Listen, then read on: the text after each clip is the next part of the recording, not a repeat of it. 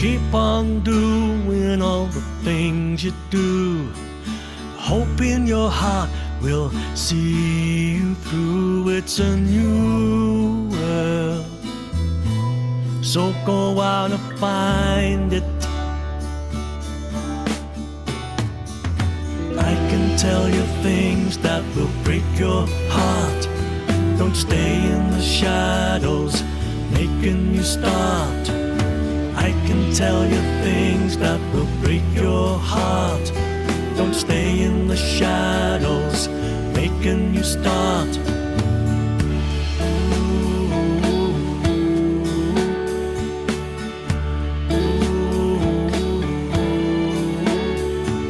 Something in the sky will make you cry, but you won't fall down.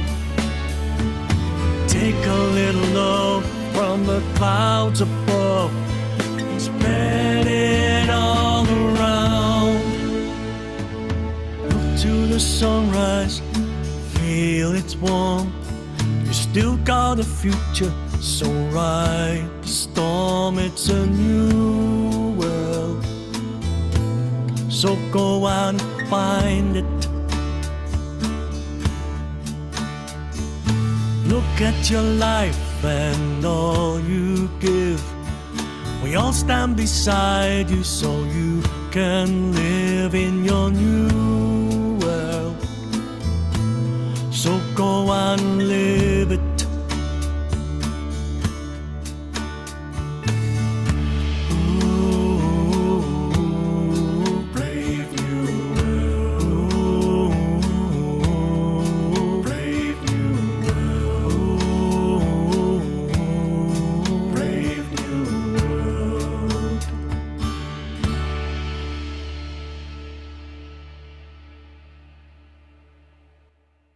Okay, welcome everybody. What we were listening to just then was the ever wonderful Brave New World, a song by two men who are living themselves with dementia, Paul and Tommy, up in Liverpool. And it's a great track, and you know, we've made it freely available on YouTube, so please do feel free to share it and to play it, because a lot of people aren't necessarily aware of the incredible creative outputs of people with dementia. It's my absolute pleasure to welcome you to this, the third in the series of Ideal webinars. This time we're focusing on social and community connection in dementia. So, for those of you who might be new to us, and welcome, I'll just give a very brief overview of the Ideal project. So we're primarily based at the University of Exeter, but we have researchers based all over the UK in different locations, as well as our lovely involvement group. And you'll hear from two of our members today who again are based all around the place. So Exeter is kind of our academic home, but you can find us all over the show. And as an Alzheimer's Society Centre of Excellence, what we're looking at is mild to moderate dementia in the community. So what does it mean for both people living with dementia and carers to live a good quality of life? What does a good life look like with dementia? Which things make it easier? And importantly, which things make it harder? So that's what we've been working since 2014 to try and understand, so that we can make recommendations and better support people with dementia and their carers, but also to make recommendations to maybe practitioners, healthcare practitioners, and also right the way through to changing dementia policy. So we're quite ambitious. And we started off with over 1,500 people with dementia and over 1,200 carers. And like I say, this is a long project. We started in 2014 and we finish at the end of next calendar year. Now, we're also the people behind the Living with Dementia Toolkit. And if you haven't already checked that out, I highly recommend that you go and have a look at www.livingwithdementiatoolkit.org.uk, because there is an absolute wealth of free resources there for everybody. What are we up to today? Well, we're going to start off by hearing from Professor Christina Victor from Brunel University in London, and she's going to share some of Ideal's research insights. And then we're incredibly lucky today to have both Allison and Keith with us, who are from our Always Involvement group. So that stands for Action on Living Well, Asking You. So we'll meet them later on, but Allison and Keith both live with dementia and have been incredibly important in both developing the toolkit, but also ideals research overall. Christina and I are doing a slightly Chris Whitty impression. So I'm sharing the slides, but Christina, it's over to you to do the talking.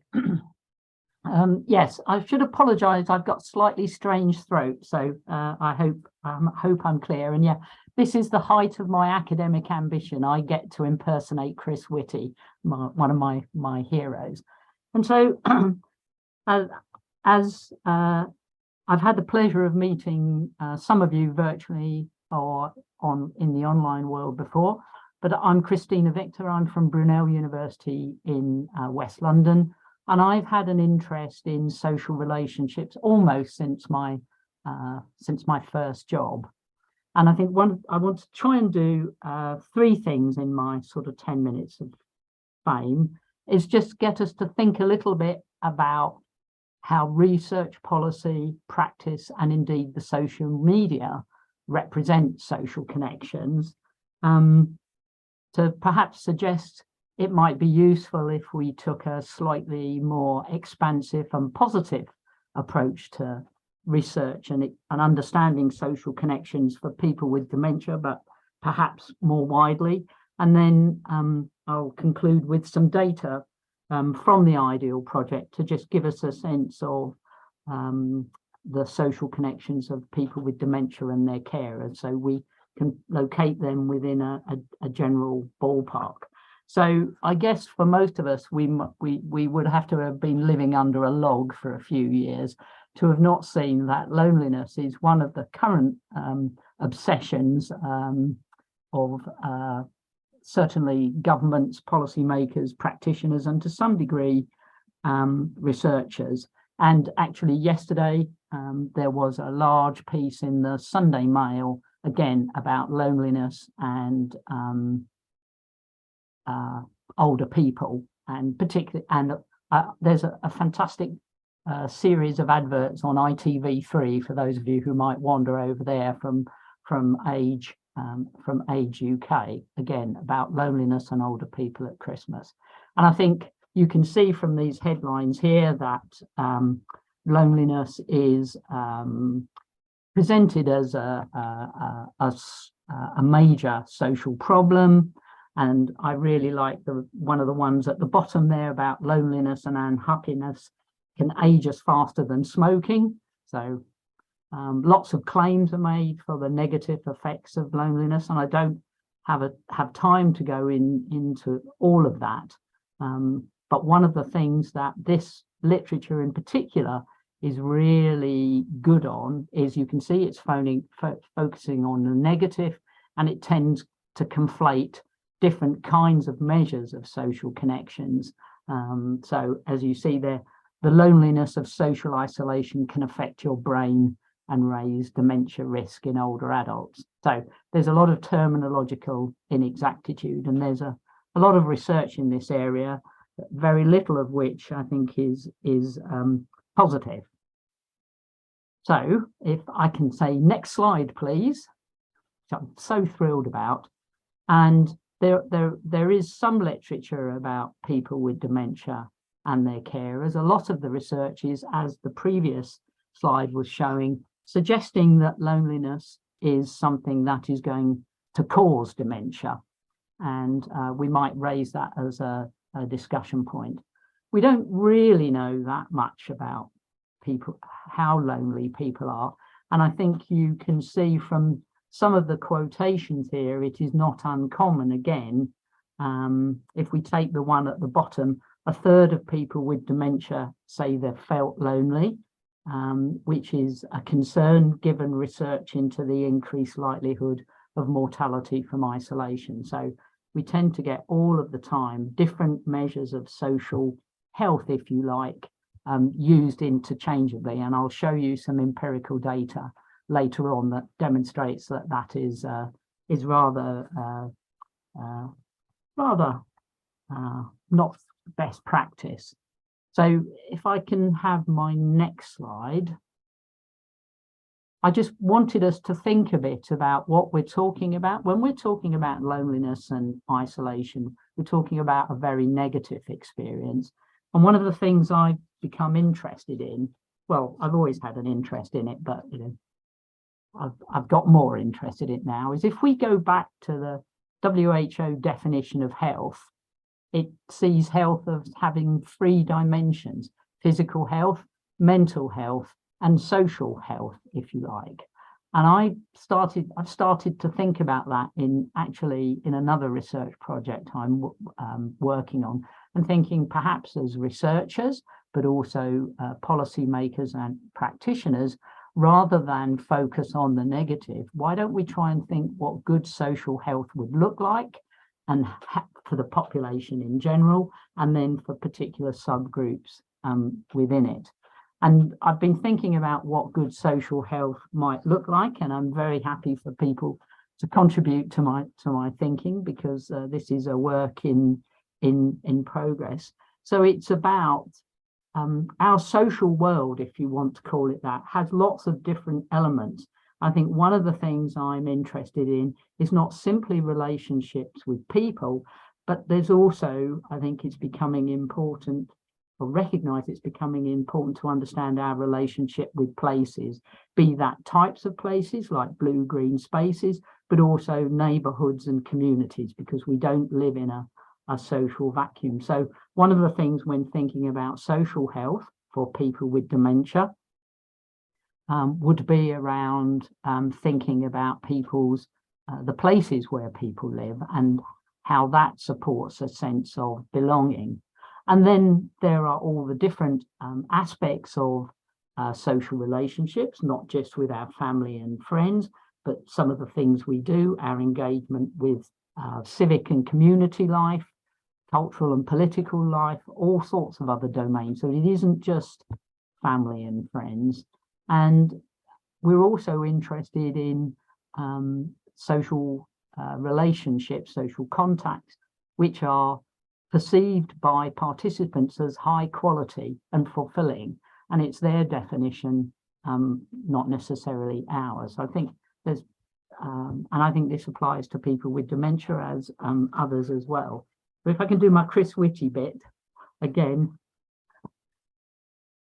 So I think what I've been trying to think about with some colleagues, and perhaps as part of the ideal group and some of the qualitative research, is to think about these different aspects of connections between people and places, both the objective, so how big are people's networks, how much do people engage, but also what does it mean, and how do these things support the engagement of people with dementia or other groups in terms of their engagement with family, friends, community at a number of different levels.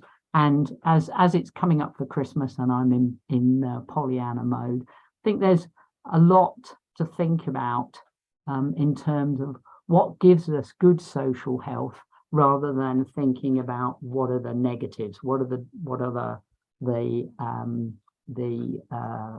things that generate loneliness and isolation.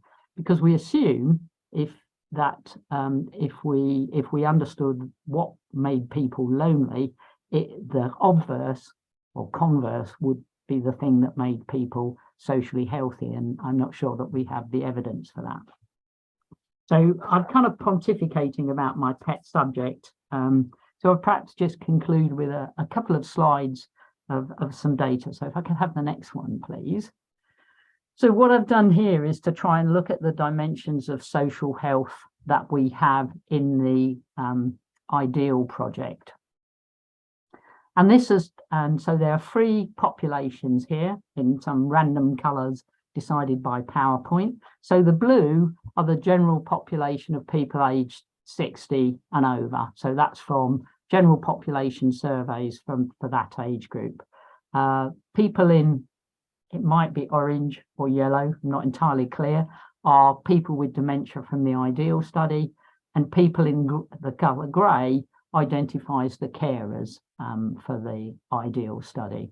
So if we look at people who are, let's call them socially healthy, so they're not lonely and they're not isolated, or not indeed both, we can see that for the general population, about 70% of people would fall into that category. And we can see for people with dementia, and particularly for carers, their social health is compromised. And then when we look at, for this thing, I've categorized people as being lonely. So that's your evaluation that your social relationships are not at the quantity or quality that you would want. Isolated, which is your number of social contacts is below a particular threshold. And then people who are both lonely and isolated, who could perhaps be defined as the very unhealthy. And you can see that the particular issue for people with dementia and carers is that they report much higher levels of loneliness than the general population. So you can see general population is about 5%, people with dementia it's 20%, and it's about 50% of carers in the ideal study. If we look at isolation, then our group are healthier, as it were, than the general population. So they're clearly seeing people, perhaps, but those relationships are not providing what they want. So, for example, perhaps for a carer, those relationships could be with people coming in to help them look after their loved one. We can speculate that. And you can see as well, I think, people with dementia and their carers have higher, are about double the level of people who are both lonely and isolated, so experiencing significant social health. So that provides perhaps some context of the data. Now, I'm an academic, so I have to put in all my caveats. It is important to say that this is cross-sectional. So that's when we ask them the questions. We don't know, does that represent a new experience for them, or are they people who've been lonely across their life course? So we are taking a snapshot at a single point in time, and perhaps we need to think about these things more longitudinally. And I'll finish with my final slide.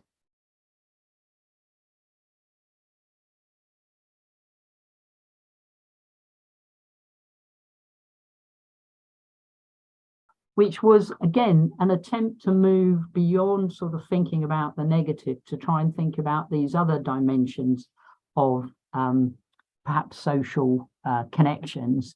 So the first one is effectively how it's called neighborhood trust, but it's how you feel about the neighborhood undefined where you live.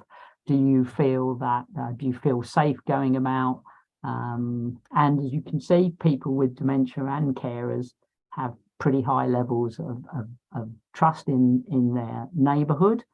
And then there's this activity and neighborhood trust, civic participation and social participation. Again, the general data is for people aged over 65 from various national surveys.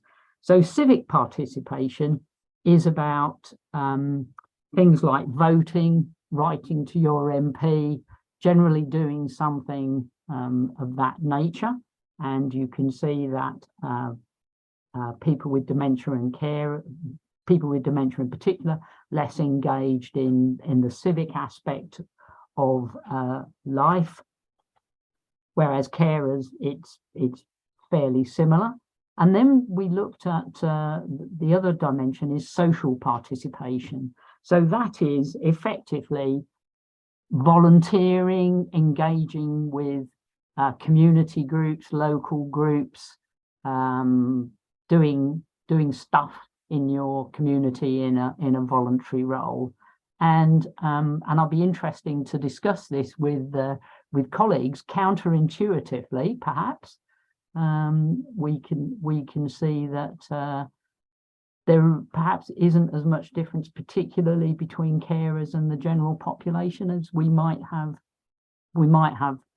expected. So that's perhaps, and then the issue, then the final two pieces of data are about contact with family and friends.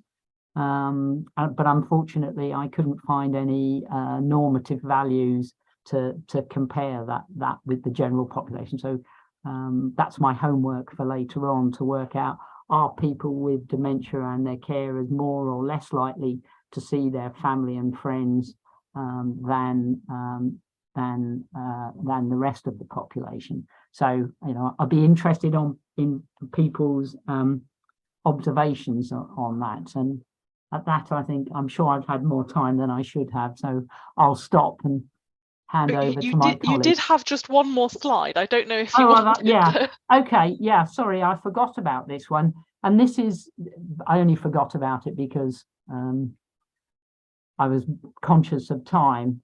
One of the things that I think is really interesting, and perhaps I'm an academic, obviously, but I think in terms of people with dementia and carers, and in our group, a lot of people with dementias are co-resident, is thinking about how does my loneliness as a person with dementia, and we're thinking about ideal, where we're trying to understand what helps people live as well as they can with dementia, how much does my loneliness potentially affect my dementia, with my quality of life satisfaction, whatever you want to call it.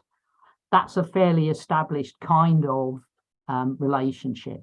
But then thinking, given that people live together, does my dementia affect, does my loneliness as a person with dementia affect my carers' quality of life? And I think one of the really interesting things from research, but potentially from a policy and practice point of view, we might speculate that if we could remove the loneliness from carers or decrease the level of loneliness in carers, which is very high, we might not only benefit their ability to live well, but potentially the person with dementia's ability to live well. So it's about thinking about how, if we address a problem from one member of the caring dyad, we might actually benefit both people. And I definitely will stop now. I think that's a lovely place to end, actually, to think about the way that we can actually affect each other's lives as well. So thank you so much, Christina. And you will have noticed that I have stopped sharing. That's very purposeful, unlike some of the things I managed to do on Zoom, because now it's my absolute pleasure to introduce Allison and Keith. So before we sort of kickstart the discussion, if I could just ask you to introduce yourselves to the Zoom room. So Allison, if we start with you, do you want to come off mute and introduce yourself? Yeah, hi, my name's Allison. I live in Dundonald, which is in Northern Ireland. I was diagnosed with Alzheimer's when I was 57, and that was in 2017. Lovely, thank you, Allison. And Keith? Yeah, hello everyone. My name's Keith Oliver. I live in Canterbury with my wife, and I was diagnosed with Alzheimer's disease on New Year's Eve 2010. Just to say that my family live partly close to Canterbury, but also in Windsor and Epsom. So maybe that has a bearing upon something I'm going to say shortly. Intrigue, I love it. Okay, so Allison, if we start off with you, what does social and community connection in dementia, what does that mean for you? How do you think about this topic? Yeah, I think social connection is vitally important. You know, I as I say, like for an example, when COVID sort of hit, you know, I became really panicked at the thought of being totally isolated, you know, and not being able to meet with people and not to have that connection. And I honestly felt if that had been the case, you know, I would have deteriorated quite a bit. And then thankfully things went on to this newfound thing called Zoom, which I had never sort of heard about, and it is unreal, sort of the friendships that you can develop with somebody that you've never actually physically met in person, but you still have that connection, which definitely breaks down the isolation. I think on getting the diagnosis of dementia, I felt, and I think quite a few other people felt, that life as they knew it was over, that life was over, really, that you felt you had no worth, you had nothing to add, you had nothing to sort of contribute to. So being able to be involved in different projects, you begin to see you actually still have some sort of worth. And that definitely helps with your mental state, and the cuts down the feeling of being isolated and being cut off.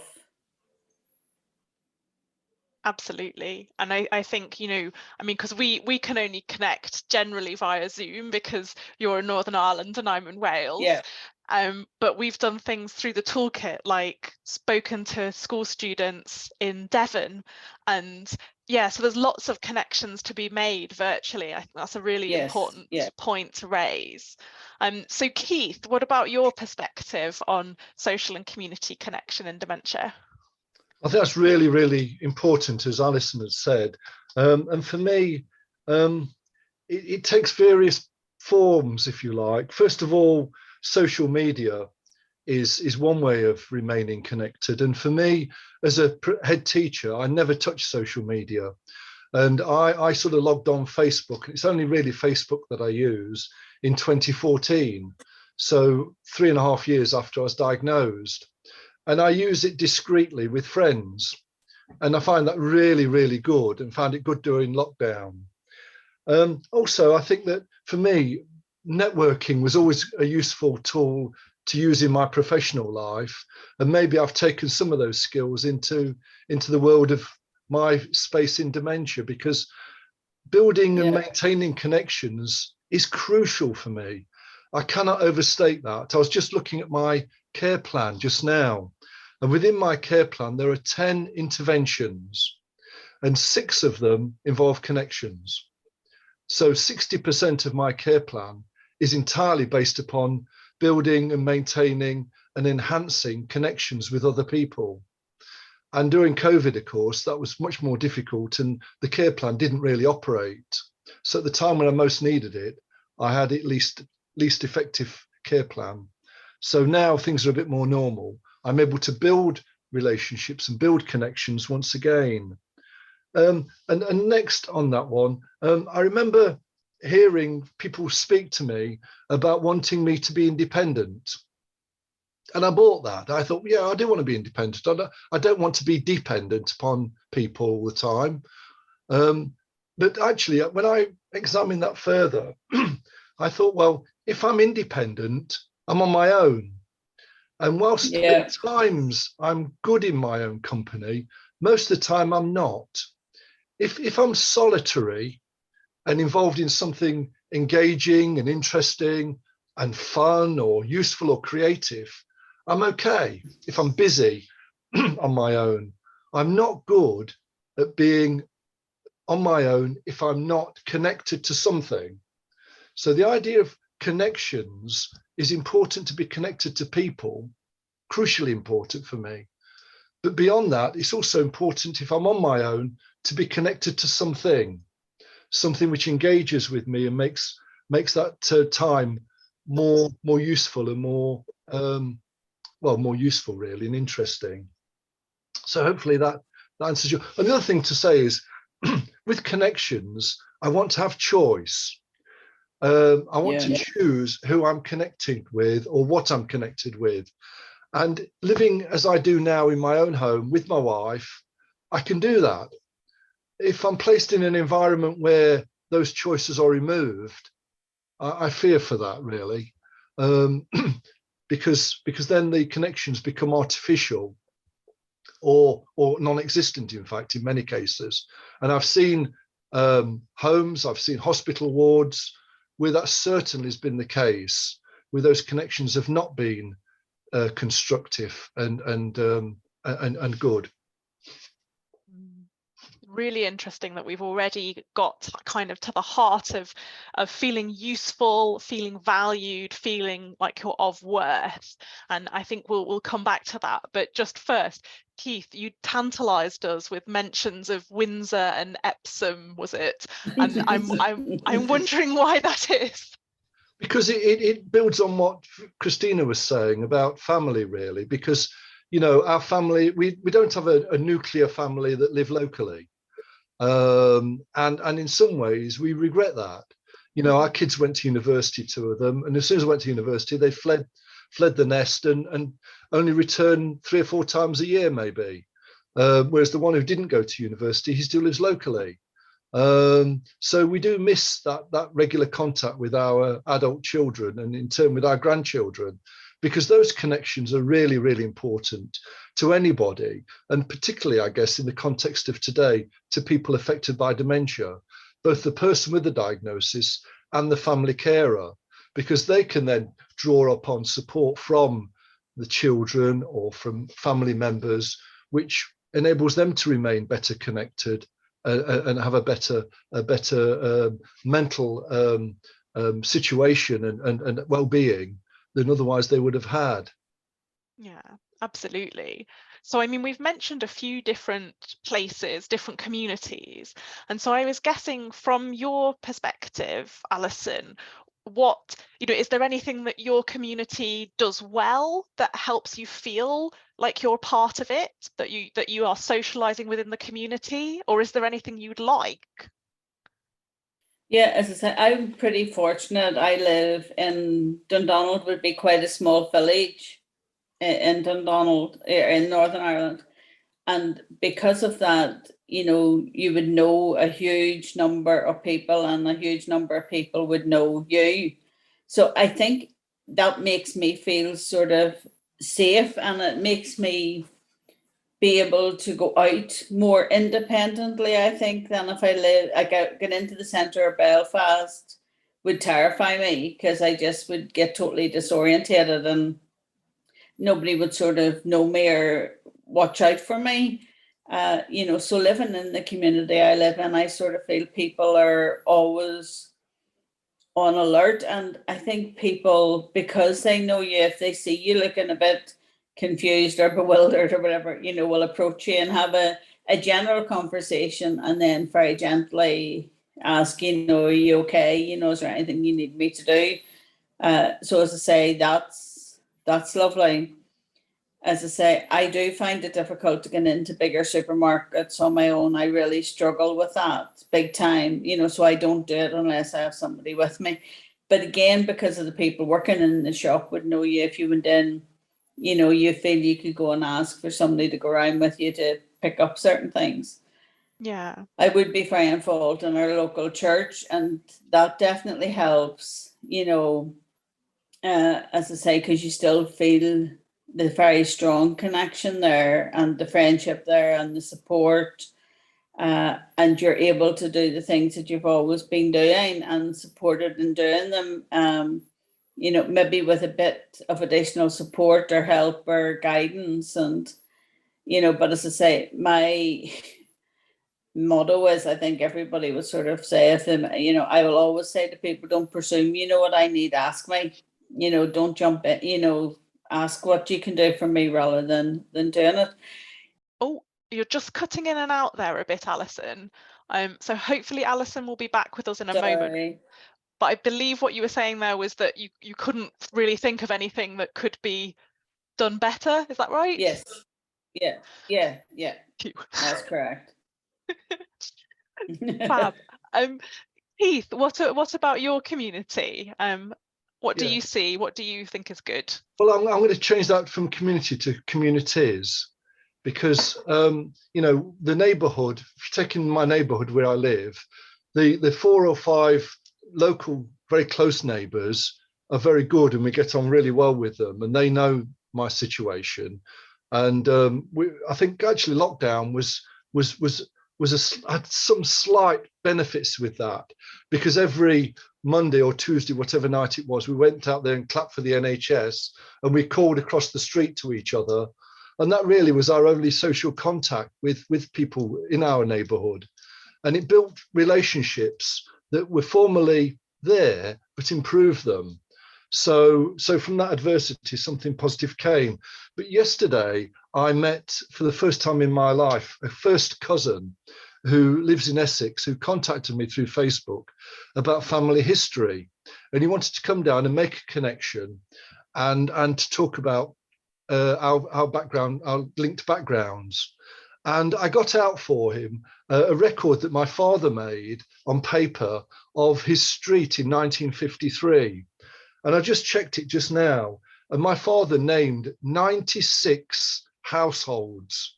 That's not 96 people, that's 96 different households. He knew them all. Now I'm talking about knowing 5, you know, and I feel quite good about knowing 5, but he knew 96 different families and households in his terraced house street in Nottingham. And I guess the coronation was part of the prompt for that, because they probably did something to celebrate the occasion. But it illustrates the point. If we did something to mark the Queen's Jubilee, I couldn't name more than 5 or 6 again. So we are disengaged, I think, to an extent within our communities. But what also is important to me is the intergenerational community as well, and having connection with younger people. I don't want to be in a community that is homogeneously one age group. I want to be in a community that is mixed. I want people of my age group. I want people who are older than me there, but also I want people who are younger than me as well, who will come into conversations and come into relationships and enrich it by what they have to tell me, and maybe a bit of what they want to listen to from me as well, because it's a two-way thing to make connections. I see people who I come across as being a rich source of energy and a rich source of information to me, that I thrive upon, as well as maybe providing them a little bit of something as well in return. Fabulous. Yeah, and I mean, I think we've opened it up there really nicely to the fact that, you know, you're going to feel less isolated and more connected by connecting with not just more people, but different types of people, different ages. And I think I'm really glad you've mentioned intergenerational connection, because I think that's a huge one that that we could all be working on more. So I'm considering now opening up to questions from the room, if we're ready for that. So it's over to our wonderful audience.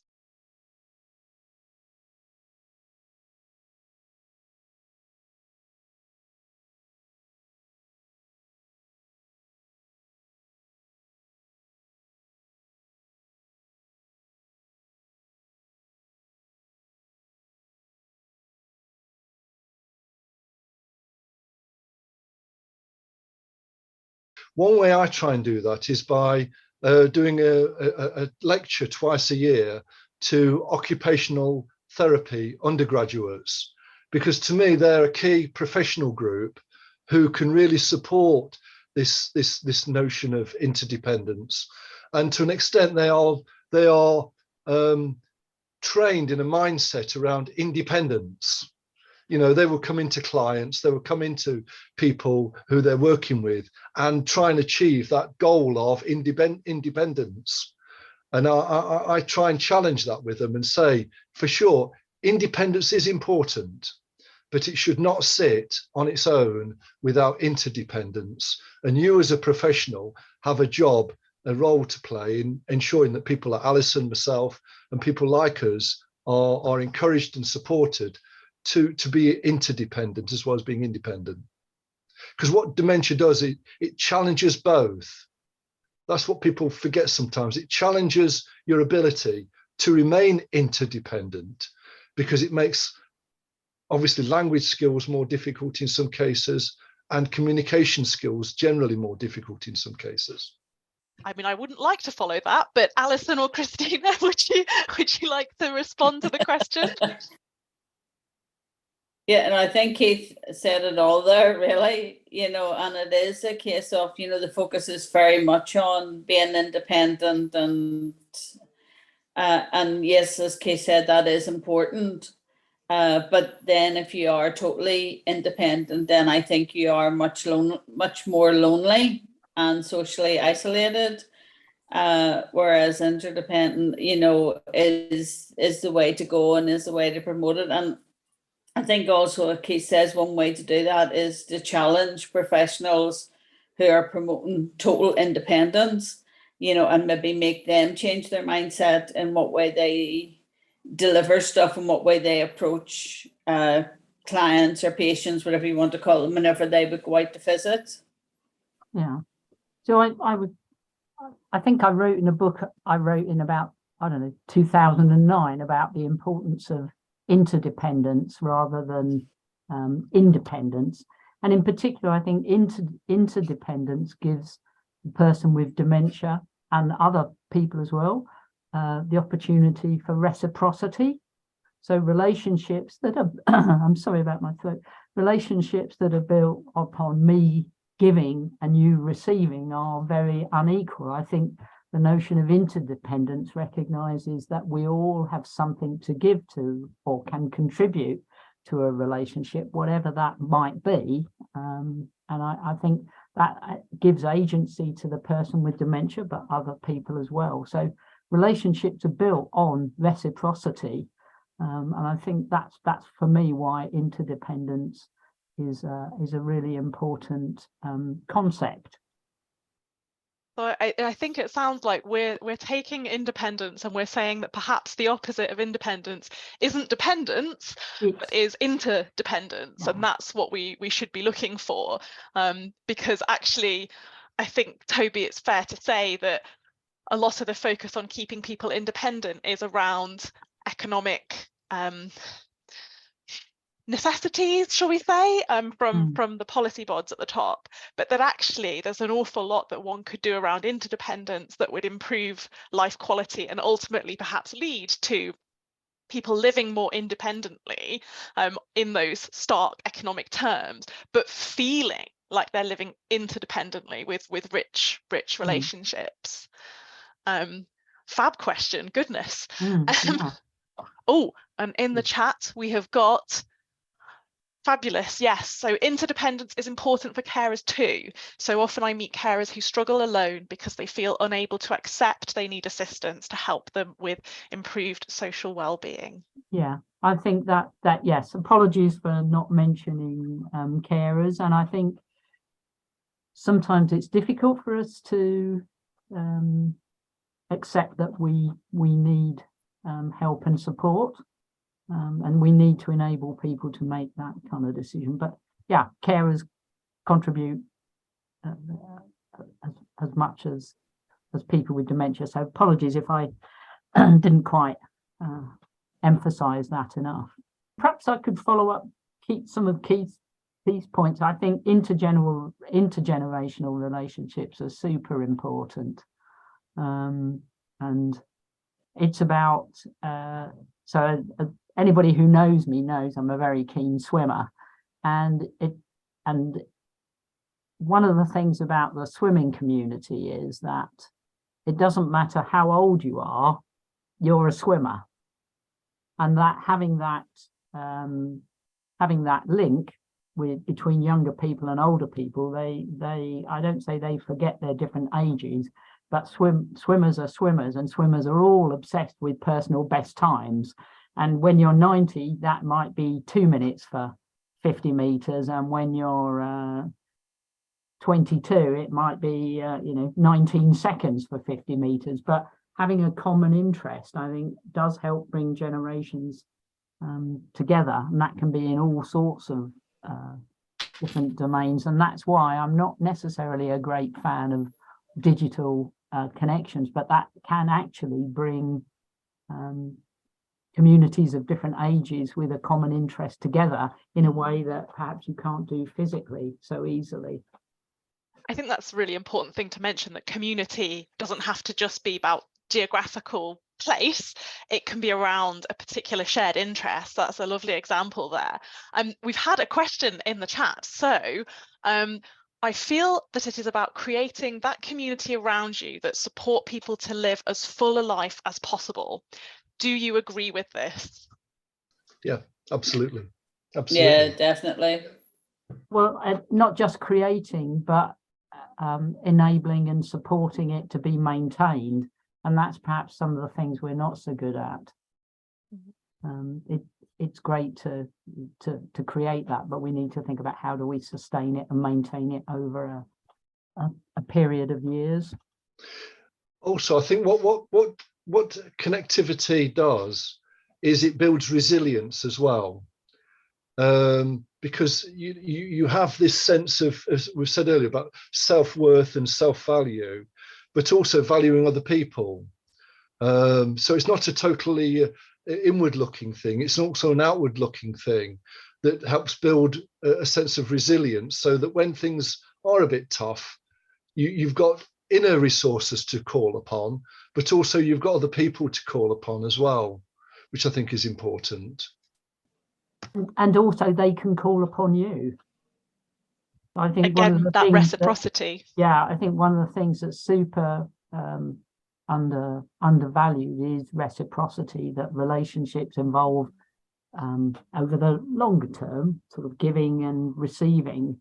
It's not just one way. And I think people with dementia or carers are not simply passive recipients of things. They have contributions they can make or have made in the past, and it's an ongoing sort of negotiation between people and the people around them. I think the other thing I would just like to drop in, because it's one of my pet topics, and hey, I'm an academic and I've got a captive audience, so why not? I think particularly when we're thinking about communities in terms of localities, and Allison sort of introduced this, that people know us.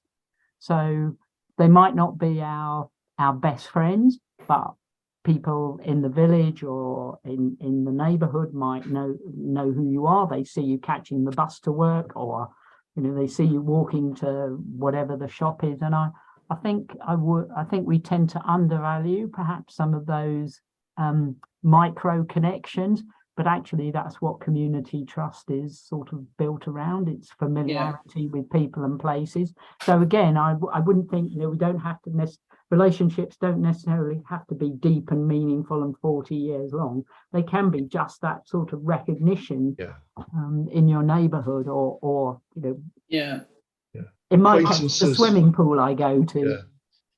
Acquaintances are really important, I think. And one thing that's just flown into my mind, Kathy, that I really would like to share with the audience is that one thing that dementia does with me is it breeds doubt. Mm-hmm. It breeds doubt in my mind a lot. I doubt myself. I doubt things I'm doing. I doubt things I'm saying. I sometimes doubt things I believe in, to be honest with you. Though that's more less so. But what connections do is they build the counter side of that, which is affirmation. I don't want praise. I don't seek praise. I don't particularly, I'm not comfortable with it. But what I do need and seek is affirmation, so that what I'm doing and what I'm saying and what I'm thinking and how I'm feeling sometimes even is working for me, and hopefully working for other people as well. Yeah. And connections is the only way I can do that, because if I'm not connected to other people, then the doubts come in. Absolutely. I think that's a really important point. And also this need to personalize it for what suits the person and makes them comfortable, and not fitting them into a cookie cutter shape. Now I'm conscious we've had a really good question in the chat, but that also we have about a minute to go. So what I'm going to do is I'm just going to make everybody aware of the next date for our webinar, and then we'll stay on and answer your question, because it's a really good one. But just in case people have to jet off to the next thing that they're up to, because we're all so busy.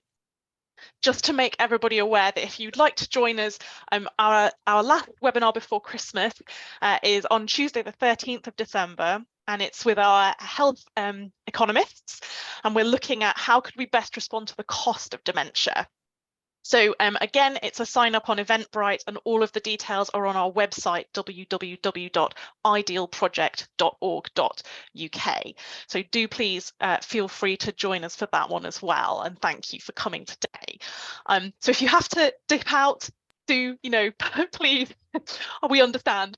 But for those of us who have got maybe just a few more minutes, we've had a wonderful question, which is, I've now lost it because everybody's saying thank you and some lovely things, which is lovely. Thank you. Don't stop doing that. But just, I'm trying, I still need to find this question. Okay, here we go. How can we bring community to people with dementia and their carers if they are isolated due to lack of mobility, poor transport, no connection to IT, or indeed if they have no desire to attend community events? It's a brilliant question, but no idea of the answer. You know, you even find that, I think, you know, with people, you know, in peer groups, which are, I think somebody had commented about peer groups, I'd seen that flash up, you know, and to me, peer groups are a lifeline. You know, that's where you get a lot of support from people who know exactly where you're at whenever you're having challenges, whenever you're facing difficulties, whenever you have a bad day, or you explain your head's like a washing machine. They know what that means, they know what that's about. But there's also people who get a diagnosis of dementia who want to go nowhere near that. And other than encouraging, you can't trail people along to things and make them go, other than you know yourself how much they probably and possibly would benefit from being involved. But it's a brilliant question, but I don't know how you would bring it to people who are isolated with mobility and can't use IT, and you know, and in cases don't even want to engage. You know, it's hard. I don't know. I think one thing is definitely timing, because we've talked a lot about this, haven't we, with the toolkit and with everything in Ideal, is that, you know, you can't ask somebody to join things at a point when they're not ready to join things. You know, they may reach that point further down the line, they may not, but there is definitely something around it being the right moment for them. So making them aware of maybe some options, but not too many that it's overwhelming. And allowing people to take their time. I mean, certainly with the toolkit, we knew that you know, a website was only good for people who are online. So we created I've blurred my background, so you can't really see this, but we created the guide, which is printable and in physical form, with the idea that it could maybe just whet people's appetite for the kinds of things that are in there, so that if they wanted to explore more, they could, and that each resource on there has a printable version.